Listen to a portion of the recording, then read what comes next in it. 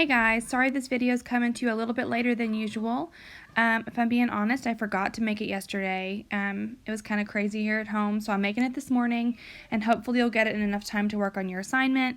If you watch this and realize you did the assignment wrong and already turned it in, just go unsubmit it if it's on Classroom, or shoot me a message on Remind or email, and feel free to redo it. I will allow redos and makeup work and whatever else you need during this iLearn time, okay? But today we're going to talk about puns, specifically puns in Shakespeare's Romeo and Juliet.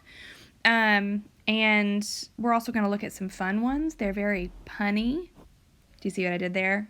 That's a pun. Anyway. So puns are often referred to as dad jokes. And we're going to talk about that as well. I feel like that's a little bit offensive because they really should be mom jokes because moms are so much funnier than dads and puns are hilarious. So let's just change that real fast. There we go. Fixed it. Okay. First, let's look at the definition. So, a pun is a joke exploiting the different possible meanings of a word, or the fact that there are words which sound alike but have different meanings. So, also really quick, if you hear screeching in the background, my kids are in the other room. I have 2 doors shut. It's very loud. They're in very bad moods this morning, so just try to work past it and maybe send me your positive thoughts as I try to work with them screaming. Okay? Okay. So, words with multiple meanings. The pigs were a squeal. It could be like fun, but pigs do squeal.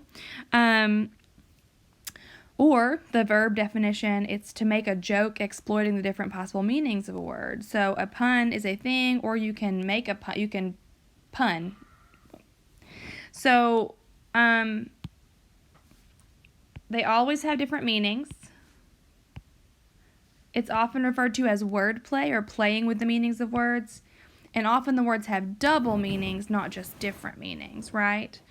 So if you think about the words, let's see. To and to, right? These are different words. And these words have very different meanings. You could find a way to use them in the same sentence to kind of highlight their different meanings, but to the ear they sound the same. Okay, so, puns are often a joke, but not always. So they're not always funny. They are often funny, but not always. But they are always clever. Okay, so we're going to look at some things that show that they're clever, that they're like, oh, I see what you did there, that kind of thing. But they may not always be laugh out loud funny, and sometimes they're very serious. So, I'm sure you guys can hear Sadie crying. She's in a very rough mood. I apologize. Just try to focus on the relatively grating sound of my voice instead. So let's look at this first one. Negative space. So you guys have heard that, right? Oh, look in the negative space. Often in art, that's referred to as positive and negative space. The positive space is whatever you're looking at. The negative space is the background. In this case, we're focusing on the planets who are in space and how they're all very sad. Negative, right? They're negative and they're in space. I like that one a lot. This one, scrambled eggs. What are scrambled eggs? They're a food that you make in a frying pan that you put in there and you scramble them up. In this case, you have the word scrambled.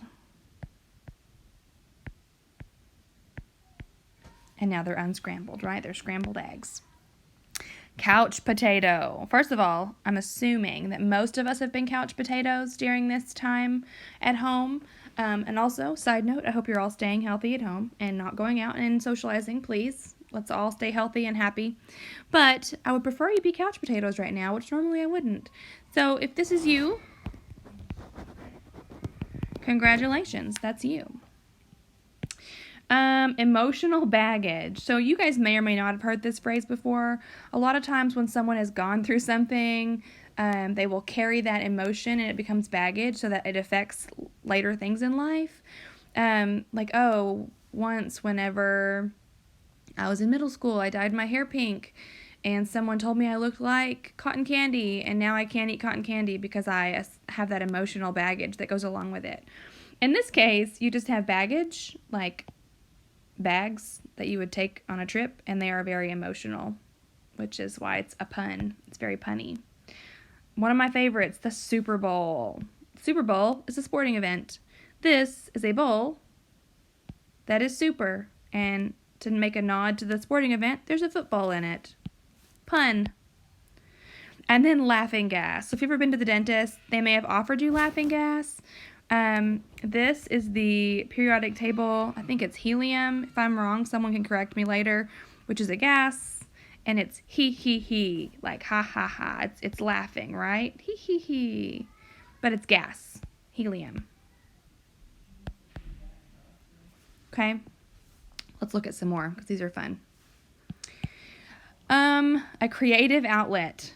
So in this case, this is a power outlet, right? This is where you plug things in, but it's creative because he likes to paint, draw, paint, and sculpt.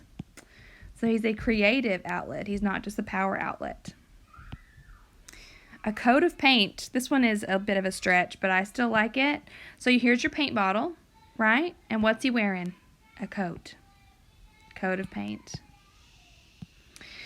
Complementary colors. Any of you ever taken art or any sort of art class or have ever looked at a color wheel know that on the color wheel you have the colors kind of split up, and if colors are right across from each other, they're considered complementary, meaning they look good together in a painting.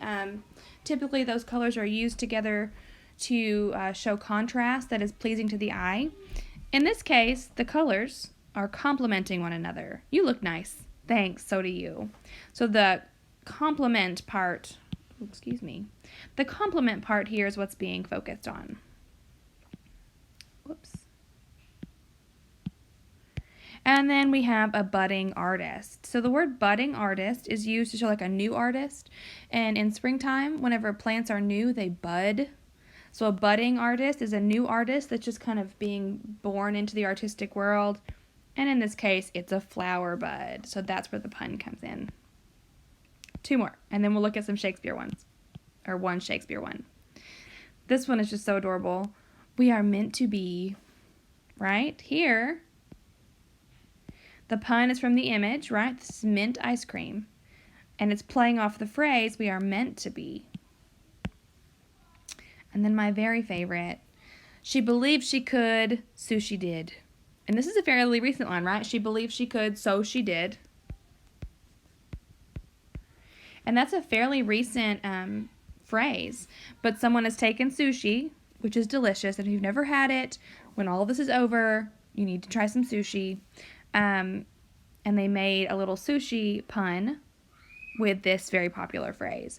And the reason these are puns are because they're taking an image and they're taking words and they're doing a play on those words, right? We are meant to be is playing on the word mint and the word meant. Here it's playing on the word sushi and soshi, so it's playing on the words. Now these are all funny ones. So let's look at one for Romeo and Juliet. So in the scene where Mercutio has been stabbed by Tybalt, right? That scene. Mercutio gives a little brief monologue where he's lying there in Benvolio's arms and he is ticked, right? And he says to Romeo, ask for me tomorrow and you will find me a grave man. Let's underline that. Ask for me tomorrow and you will find me a grave man. Okay? So the word grave has double meaning here, right? Where do you go after you die? In the grave. But it can also mean serious. If you have a grave face, you have a serious face, right? So the first implication, as you can see here, that didn't show up at all, did it? Is that it's associated with his death, which we know is looming. It'll happen in the next few moments. And the second is that he is very serious right now, which is different from Mercutio, right? Mercutio is lighthearted and kind of explosive, and he's always like he's the one that gives the Queen Mab speech, the one that goes on and on and on forever, and it's about the Queen of Fairyland. So he's not a serious person, but here he is saying, if you ask for me tomorrow, I will be a serious man. But instead, we know as the audience that he's going to have passed away, right? He's going to be dead.